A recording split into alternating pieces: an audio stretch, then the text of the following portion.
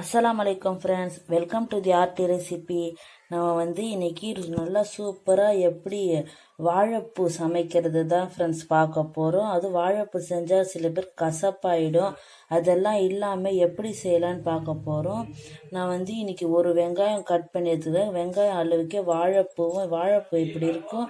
நான் நல்லா பொடியாக கட் பண்ணி வச்சுருக்கிறேன் ஃப்ரெண்ட்ஸ். இப்போ பேன் சூடாயிடுச்சு. நான் ஒரு ஸ்பூன் நல்லெண்ணெய் சேர்த்துக்கிறேன் ஃப்ரெண்ட்ஸ். நல்லெண்ணெய் சேர்த்து சமைச்சா ரொம்ப நல்லா இருக்கும்.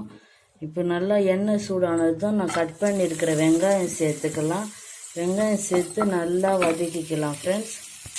வெங்காயம் கண்ணாடி பதத்துக்கு வர வரைக்கும் வதக்கிக்கலாம் ஃப்ரெண்ட்ஸ். ஒரு ரெக்வஸ்ட் ஃப்ரெண்ட்ஸ், இப்போ ஃபஸ்ட்டு தடவை எங்கள் வீடியோவை பார்க்குறீங்கன்னா ப்ளீஸ் சப்ஸ்கிரைப் பண்ணுங்கள். சப்ஸ்கிரைப் பண்ணிவிட்டு பக்கத்தில் இருக்கிற பெல் ஐக்கானே கிளிக் பண்ணிவிடுங்க.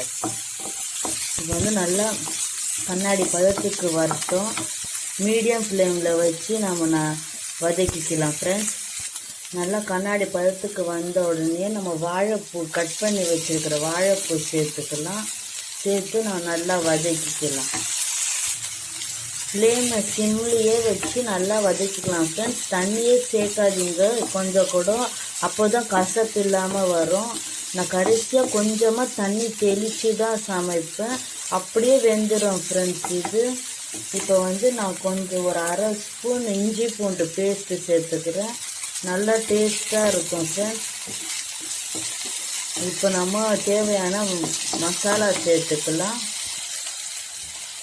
நான் இப்போ ஒரு 1/4 ஸ்பூன் உப்பு உங்களுக்கு தேவையான அளவு சேர்த்துக்கோங்க. இப்போ 1/4 ஸ்பூன் மஞ்சள் தூள் சேர்த்துக்கிறேன். ஒரு அரை ஸ்பூன் மிளகு தூள் சேர்த்துக்கிறேன். நான் இப்போ மழை காலத்தில் மிளகு சாப்பிட்டா ரொம்ப நல்லதுன்னு சொல்லிட்டு மிளகு சேர்த்துருக்கிறேன் ஃப்ரெண்ட்ஸ். இல்லை உங்கள்கிட்ட மிளகாய் தூள் தான் இருக்குன்னா அதை சேர்த்துக்கோங்க. எப்போவுமே மிளகு தூள் நம்ம அன்றாட வாழ்க்கையில் உணவில் கண்டிப்பாக சேர்த்துக்கணும் ஃப்ரெண்ட்ஸ். நீங்கள் எந்த உணவில் சேர்க்க முடியுமோ சேர்த்து சாப்பிடுங்க. மிளகாய் தூளை அவாய்ட் பண்ணிவிடுங்க. மிளகு தான் நம்மளுக்கு ரொம்ப நல்லது. அதுக்காக தான் ஃப்ரெண்ட்ஸ் நான் மிளகுத்தூள் தான் சேர்த்து எப்போவுமே சமைப்பேன். டேஸ்ட்டும் அபாரமாக இருக்கும் ஃப்ரெண்ட்ஸ், சூப்பராக இருக்கும். இப்போ கொஞ்சமாக தண்ணி தெளிச்சிக்கலாம் ஃப்ரெண்ட்ஸ்.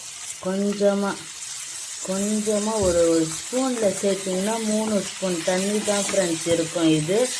இந்த மாதிரி கொஞ்சமாக தண்ணி சேர்த்துக்கோங்க. நிறைய சேர்த்து அப்படியே வேக விட்டால் கசப்பாயிடும் ஃப்ரெண்ட்ஸ். அதுக்காக தான் இந்த ட்ரிக் நான் சொல்லித்தரேன். இது தண்ணி வற்றின உடனே ஆஃப் பண்ணி வாழைப்பூ சாப்பிட்லாம் ஃப்ரெண்ட்ஸ். ஆனால் நான் இன்றைக்கி கொஞ்சமாக முருங்கைக்கீரை ஆட் பண்ண போகிறேன். இந்த மாதிரி நீங்கள் ஆட் பண்ணி சாப்பிட்டிங்கன்னா சத்தும் டபுள் மடங்கு இருக்கும், டேஸ்ட்டும் டபுள் மடங்கு இருக்கும் ஃப்ரெண்ட்ஸ். இந்த மாதிரி நான் கொஞ்சமாக கொத்தமல்லி சேர்க்குற மாதிரி கொஞ்சமாக முருங்கைக்கீரை ஃப்ரெண்ட்ஸ் வீட்டாண்ட மரத்தில் இருந்துச்சுன்னா நீங்கள் பறித்து ஃப்ரெஷ்ஷாக சேர்த்துக்கோங்க ஃப்ரெண்ட்ஸ். அப்படி இல்லைன்னா கொத்தமல்லி கொஞ்சம் தூவி கூட சாப்பிட்லாம். அப்படியே இல்லைன்னா வெறும் வாழைப்பூவை சாப்பிட்லாம். நல்லா டேஸ்ட்டாக இருக்கும். நான் எப்போவுமே கொஞ்சமாக முருங்கைக்கீரை சேர்த்து தான் சமைப்பேன். ரொம்ப நல்லா இருக்கும் ஃப்ரெண்ட்ஸ். நான் இன்றைக்கி எல்லாமே கொஞ்சம் கொஞ்சமாக தான் இது சேர்த்து இருக்கிறேன். நீங்கள் நிறைய கூட சேர்த்து இதே ப்ராசஸில் செய்யுங்க. கசப்பு இல்லாமல் நல்லா டேஸ்ட்டாக வரும். இது கொஞ்சமாக இதில் இருக்கிற தண்ணி வத்துட்டோம், நம்ம ஆஃப் பண்ணிடலாம். அவ்வளோதான் ஃப்ரெண்ட்ஸ். கரெக்டாக 5 நிமிஷத்தில் நம்ம வாழைப்பூ சமைச்சிட்டோம். இன்றைக்கி நான் கம்மியான குவான்டிட்டியில் தான் சமைச்சிருக்கிறேன். இதே ப்ராசஸில் நீங்கள் எவ்வளோ வேணுமோ அவ்வளோ சேர்த்துக்கோங்க. வாழைப்பூ அளவுக்கு வெங்காயம் எடுத்தால் தான் ஃப்ரெண்ட்ஸ் கசப்பு இல்லாமல் டேஸ்ட்டாக வரும்.